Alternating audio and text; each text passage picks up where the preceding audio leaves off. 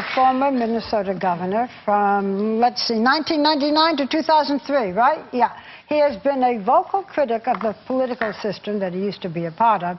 And in his latest book, which is called Democrips and Rebloodlicans, he claims that both parties have turned politics into gang warfare, and that you will be wasting your vote if you vote at all in the upcoming election.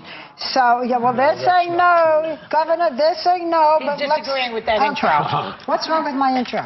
Wrong with your intro is, no. I'm telling people to vote, but don't vote for Democrats or Republicans. Okay. I still want people to vote, absolutely. Okay, so if they're not voting for Democrats or Republicans, who are they voting for? That's the point. You know, they tell you, no, I'm voting for Governor Gary Johnson, the former governor of New Mexico, who's running under the Libertarian Party. And all Ron Paul supporters, I hope, will too, because Ron Paul was a Libertarian in '88. Don't vote for the candidates? No, don't vote for a Democrat or Republican. Just vote for whom you like. That's wasting your vote, because if you vote for a Democrat, they always tell you, if you vote for the third party or a third candidate, you're wasting your vote. I'd like to reverse that and say you're wasting your vote if you vote for a Democrat or Republican, because you're going to get the same thing. It does not matter. I'd argue that a vote is never wasted, but I would also say that, you know, if you should look at intention. I think you're onto something. Are you just voting party lines blindly, or are you voting for the person who's going to turn things around or make things better or continue to make things better? Well, the thing you need to understand is they're all subjected to the party. That's why it's a gang. Loyalty is first to the gang, then it's to the money that the gang gets. We, the people, might be third or fourth. Take a look at our stagnation today. It's because the two gangs are so, you have to support the gang, and I call them gangs. They're not parties.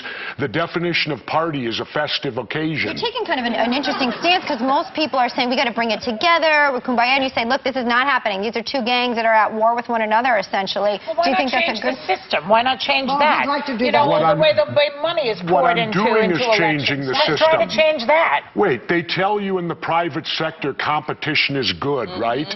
Sure. Well, then why for 20 years have we not heard a third voice in a debate? All you get is Coke and Pepsi. Okay, so what you are saying is vote for an individual, don't vote for a party. But then how do those individuals get into the race? Well, it's very difficult because the two parties control the system. Okay, so what is the solution? The solution, the first thing that should be done, can be done locally. Remove all gang names and symbols from a ballot and just put the candidate's name. They make it far too easy. You don't have to know the candidate. If you're conservative, you walk in and look for Republican. If you're liberal, you walk in and look for Democrat. You don't know the person, you're saying, going into that booth. Exactly. Let's make it, remove those names, then it becomes imperative for the voter to educate themselves. But you know, Jesse, what does this candidate stand for? During the primaries, your boy Ron Paul was one of the candidates. He didn't win the nomination. He had a fair shot. Are you kidding me with the media? He finished a close second to Bachmann in Iowa. They didn't even mention Ron Paul's name. They went down to Santorum, who finished about fifth. Well, who are you blaming for that? Because they're all part of it. The media is part of this too, and it all goes to our recent Supreme Court decision, which will kill this country. That's true. I agree with that. When they said corporations have the same rights as individuals and money is free speech. Well, look at this scenario now, if you will. Our election could be controlled now by a foreign country. All they have to do is form a corporation. They can pump unlimited amount of money into it. They might have done that in this election. There's no open disclosure. Right, don't even know. They've even took that away. Who's responsible? Right. The Democrips and the Rebloodlicans, and my apologies to the Crips and Bloods. Why don't you run?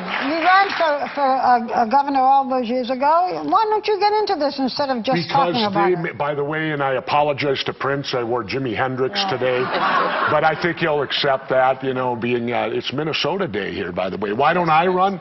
I might, but here's the difficulty. I have to get ballot access in all 50 states, and it's a different standard in every state. That's what makes you spend this obscene amount of money to get elected.